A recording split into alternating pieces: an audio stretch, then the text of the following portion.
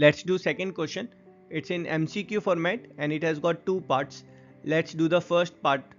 Here an AP is given और इस particular AP में हमें 30th term find करनी है. So let's check the solution.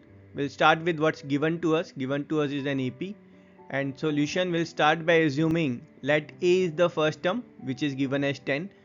D is your common difference which is 7 minus 10 or minus 3. And let's assume Tn is your nth term and thus T30 is your 30th term. So we'll use our nth term formula here where we'll put n as 30, A as 10 and D as minus 3. Putting these values we get T30 as 10 plus 29 times of minus 3.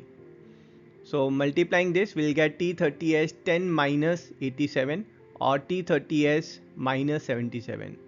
And thus your 30th term in this AP is minus 77 and therefore option C is our correct answer. Now let's check second part of this question. The second part is similar to what we have done in the first part. Given to us is an AP and in this AP we have to find 11th term. So we'll start by assuming A as the first term which is given as minus 3 and your D is the common difference and the common difference is minus half minus of minus 3 or we can say common difference is 2 minus minus half.